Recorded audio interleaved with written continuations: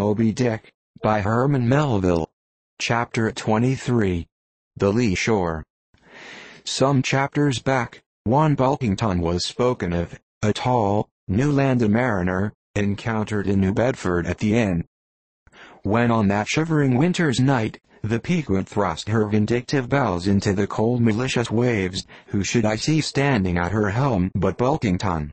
I looked with sympathetic awe and fearfulness upon the man, who in midwinter just landed from a 4 years' dangerous voyage, could so unrestingly push off again for still another tempestuous term. The land seemed scorching to his feet.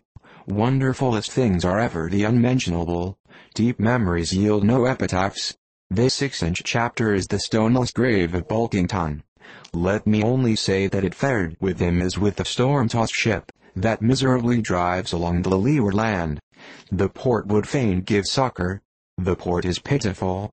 In the port is safety, comfort, hearthstone, supper, warm blankets, friends, all that's kind to our mortalities. But in that gale, the port, the land, is that ship's dearest jeopardy. She must fly all hospitality. One touch of land, though it but graze the keel, would make her shudder through and through. With all her might she crowds all sail offshore. In so doing, fights, gainst the very winds that fain would blow her homeward, seeks all the lashed sea's landlessness again, for refuge's sake forlornly rushing into peril, her only friend, her bitterest foe. Know ye now, Bulkington? Glimpses do ye seem to see of that mortally intolerable truth, that all deep, earnest thinking is but the intrepid effort of the soul to keep the open independence of her sea, while the wildest winds of heaven and earth conspire to cast her on the treacherous, slavish shore? But as in landlessness alone resides highest truth, shoreless, indefinite as God, so, better is it to perish in that howling infinite, than be ingloriously dashed upon the lee, even if that were safety.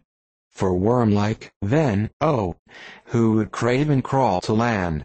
Terrors of the terrible. Is all this agony so vain? Take heart, O Bulkington. Bear thee grimly, demigod. Up from the spray of thy ocean perishing straight up, leaps thy apotheosis.